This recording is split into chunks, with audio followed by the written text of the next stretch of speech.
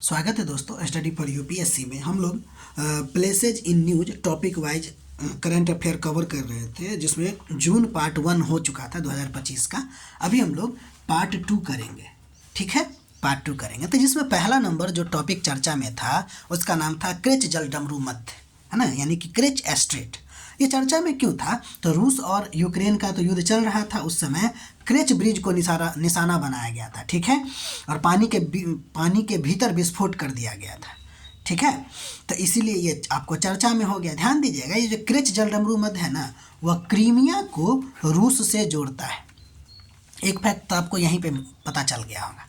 दूसरी बात ये ध्यान रखिएगा, ये जो क्रेच जलडमरू मध्य है ना, वो ब्लैक सागर को यानी कि काला सागर को अजोब सागर से जोड़ता है, ठीक है। साथ ही साथ ये जो है ना क्रेच प्रायद्वीप, जिसको क्रीमिया प्रायद्वीप कहते हैं, वह रूस के तमन प्रायद्वीप से अलग करता है। देखिए, ये जो एस्ट्रेट होगा ना, वह जल वाले भाग को जोड़ने का काम करेगा और स्थल वाले पार्ट को अलग करने का काम करेगा।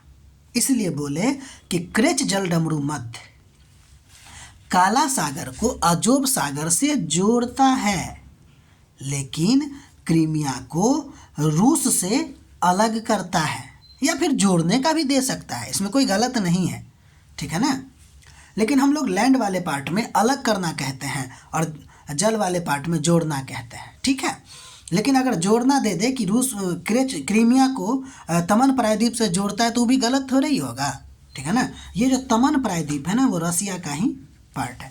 देखिए, हुआ ये कि रसिया है, रसिया का मेनलैंड, रसिया के मेनलैंड से ही जुड़ा हुआ है आपको तमन पेनिनसुला, और तमन पेनिनसुला और क्रीमिया के बीच में आपको पाया जाता है क्रेच एस्ट्रेट। और इस क्रेच एस्ट्रेट से पहले क्या हुआ करता था कि छोटा छोटा नाव नहीं होता है, उससे आपको फेरी से आना जाना लोग करते थे।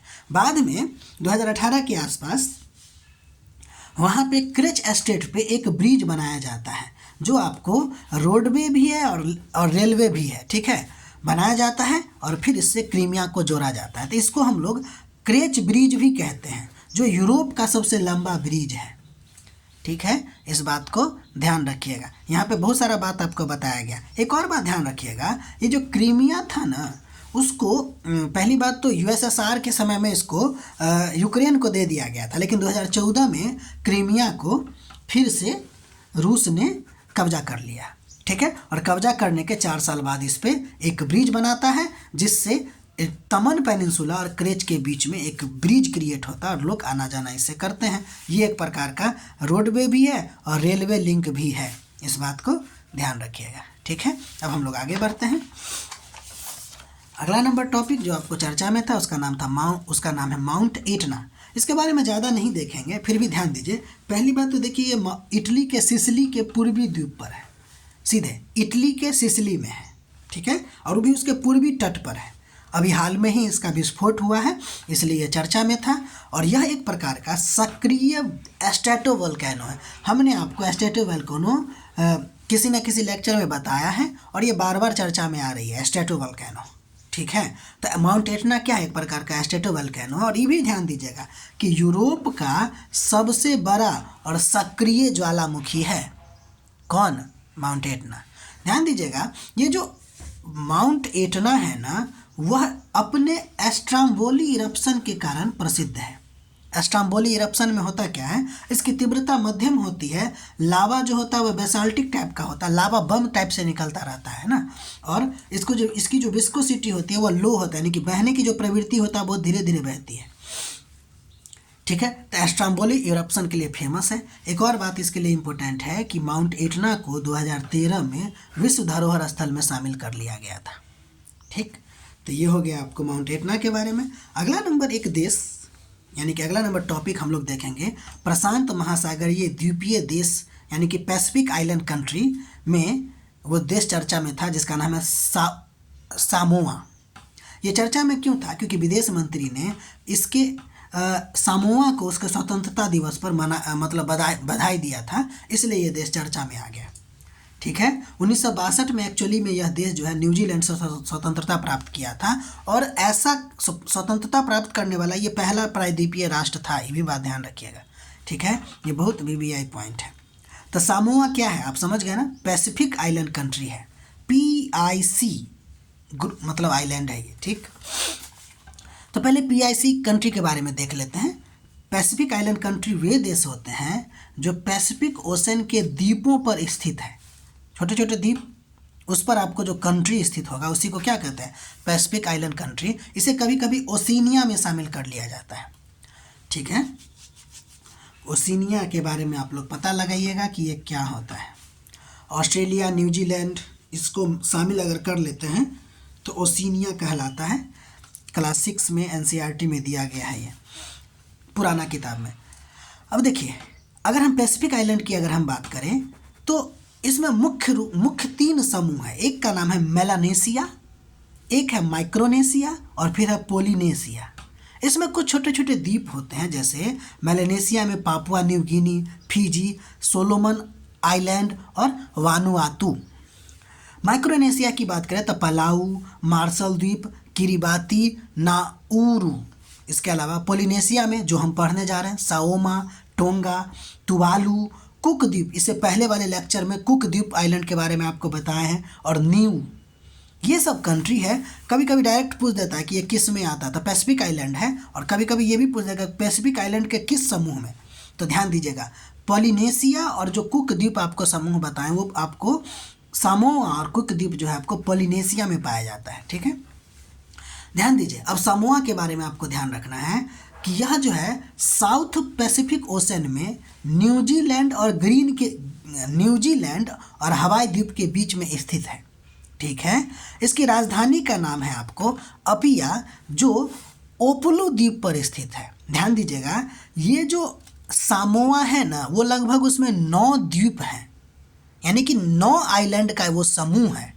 इसीलिए जो आइलैंड का समूह होता है ना, उसको आर्कीपेलागो कहते हैं, ठीक है।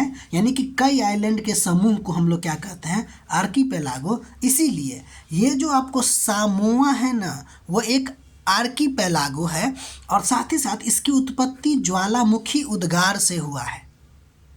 यानी सामोआ जो है वो वॉल्केनिक आर्कीपेलागो है। एक और बात, आर्कीपेलागो की उत्पत्ति जो है आपको, वह केवल वॉल्केनिक इरप्शन से नहीं होता, बल्कि यह कोरल रीफ भी हो सकता है, और साथ ही साथ कॉन्टिनेंटल ओरिजिन भी हो सकता है। इसको हम लोग पढ़ेंगे कॉन्टिनेंटल ड्रिफ्ट थ्योरी में, महाद्वीपीय विस्थापन थ्योरी में पढ़ेंगे, ठीक। फिलहाल के लिए ये समझिए कि इसीलिए अगर आपसे पूछा जाए कि क्या आर्कीपेलागो वॉल्केनिक होते हैं, तो हो सकते हैं, लेकिन सभी नहीं। उम्मीद है समझ गए होंगे। अब हम लोग आगे बढ़ते हैं। अगला नंबर टॉपिक जो आपको चर्चा में था उसका नाम है ब्रिज ग्लेशियर। एक्चुअली में ये जो ब्रिज ग्लेशियर था ना, वो आपको स्विट्जरलैंड के लोथ सेंट्रल घाटी में पड़ता है आपको, ठीक है। लोथ सेंट्रल घाटी में एक्चुअली हुआ क्या कि इसका एक बड़ा हिस्सा टूट गया, और जिससे लोंजा रिवर जो है उसकी मार्ग अवरुद्ध हो गई। लोंजा रिवर का मार्ग अवरुद्ध हो गया, इसलिए चर्चा में आ गया। कौन सा, तो ब्रिज ग्लेशियर, ठीक है।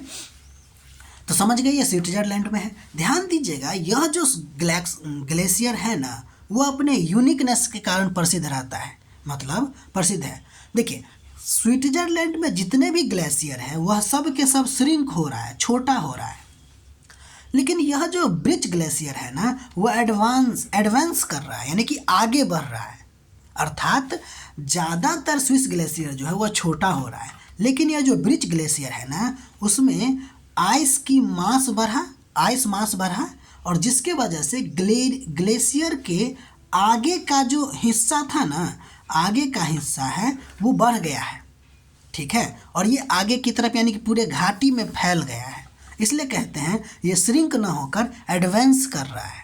समझ में आ रही बात। और इस एडवांस का कारण क्या है, तो उसका ग्लेशियर यानी कि ग्लेसिकल डायनामिक है, यानी कि प्राइमरी कारण तो ये है एक्चुअली में कि अगल बगल का पहाड़ था, उस पहाड़ से रॉकफॉल हुआ, और उस रॉकफॉल से क्या होगा समझते हैं ना, कि वो टूटेगा और वो टूट के आगे की तरफ बढ़ा, ठीक है, यानी कि उसका लेंथ बढ़ गया। दूसरा कारण ये भी था कि एडिशनल सनफॉल यानी कि स्नोफॉल भी हुआ, जिसके वजह से ये बढ़ रहा है। लेकिन प्राइमरी कारण क्या है? तो रॉक फॉल होने की वजह से ये बढ़ा है। ठीक, तो ये था आपको जून का topic in news, places in news वाले। ठीक है, ये यहीं पे ख़त्म होता है। अगला दिन हम लोग जुलाई का पढ़ेंगे। ठीक है, तब तक के लिए आप इसका नोट बनाइए, संभव हो तो मैप में मतलब कि ड्रॉ करने की कोशिश कीजिए। और बाकी यहाँ जो आपको दिया जा रहा है कि यूपीएससी कैसे क्वेश्चन बना सकता है, ये पॉइंट वाइज आपको दिया जा रहा है। ठीक है, मिलते हैं हम लोग अगले वीडियो में। तब तक के लिए आप अपना पढ़ाई कीजिए। हमारा प्रयास आपको अगर लाइक मतलब कि अच्छा लग रहा है तो लाइक कीजिए, सब्सक्राइब कीजिए, शेयर कीजिए। और आप हमारे टेलीग्राम ग्रुप पर भी ज्वाइन कर सकते हैं, जिसमें आपको PDF मिलेगा और इसका लिंक आपको हमारे चैनल के डिस्क्रिप्शन में आपको मिल जाएगा। ठीक है, मिलते हैं अगले वीडियो में।